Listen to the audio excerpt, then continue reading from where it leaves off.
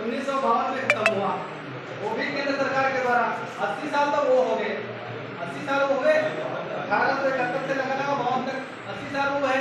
और 52 से लेकर के 1967 तक, क्योंकि राज्य सरकार में डाला गया, 1967 में खत्म हुआ। तो 80 साल वो और 17 साल ये, कितने साल हो गए? 97 साल।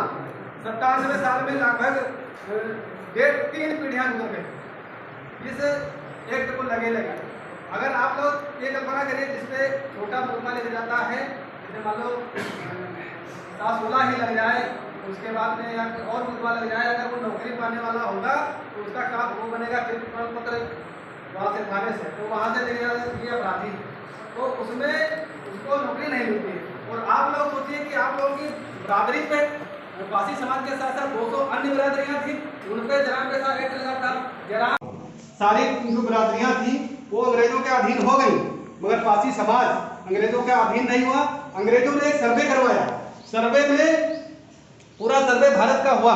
भारत के सर्वे में जो उनके जो सर्वे करा था वो अंग्रेजों के जो मेन मुखिया थे उनको बताया कि अगर भारत में पूरी तरह से शासन करना है तो पासी समाज जो है उसको नस्ते नाबूद करना हो, यानी कि मिट्टिया मेट करना हो।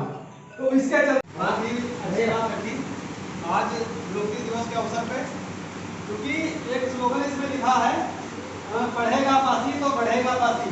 इसी पर मैं कहना चाहूँगा, अगर मैं शिक्षित ना होता, पढ़ा लिखा ना होता, तो क्या आज इतिहास के बारे में मुझको जानकारी हुई होती, अपने महापुरुषों के बारे में जानकारी हुई होती, तो मैं क्या आज आप लोगों के मध्य बैठा होता, क्या मैं आप लोगों के बीच में ये बातें कह रहा होता, क्या ग्रुप के माध्यम से आप लोगों को अपने समाज की बातों को बताता।